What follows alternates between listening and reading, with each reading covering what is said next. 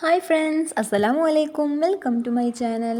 അപ്പോൾ ഞാൻ ഇന്നിവിടെ തയ്യാറാക്കിയിട്ടുള്ളത് സ്പ്രിംഗ് ചിക്കൻ തവ എന്ന് പറഞ്ഞ സൂപ്പർ ടേസ്റ്റുള്ള അടിപൊളി ഒരു ഡിഷാണ് കേട്ടോ.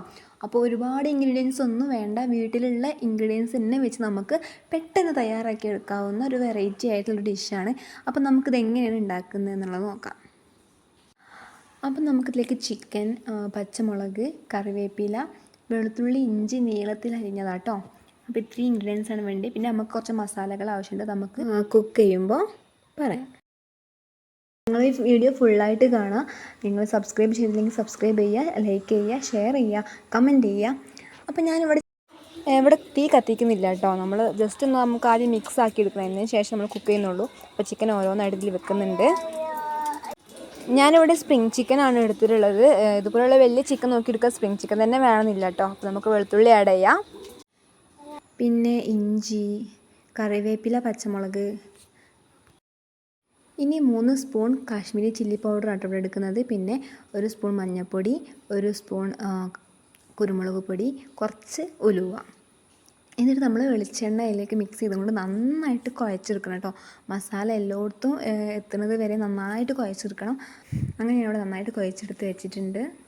പിന്നെ ഉപ്പ് ചേർക്കാൻ മറക്കരുത് കേട്ടോ, അതിൽ പറയാൻ വിട്ടുപോയതാണ്. ഇനി നമുക്ക് ഗ്യാസ് ഒന്ന് ഓണാക്കി നമുക്കിത് അടച്ച് വെച്ച് വേവിക്കണം.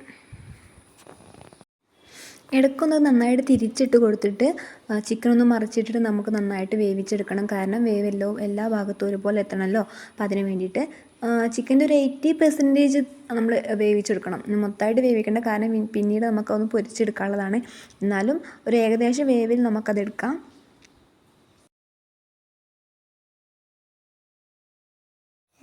അപ്പോൾ നമ്മൾ ചിക്കൻ ഇവിടെ ഏകദേശം വന്നിട്ടുണ്ട്. ഇനി നമ്മൾ അത് മാറ്റി വെച്ചിട്ട് ഞാനൊരു ദോശക്കല്ലിൻ്റെ ചട്ടി എടുത്ത് വെച്ചിട്ടുണ്ട്. എന്നിട്ട് അത് ചൂടായതിനു ശേഷം അതിലേക്ക് വെളിച്ചെണ്ണ വെച്ചിട്ട് ചിക്കൻ നന്നായിട്ട് പൊരിച്ചെടുക്കുകയാണ് ചെയ്യുന്നത്.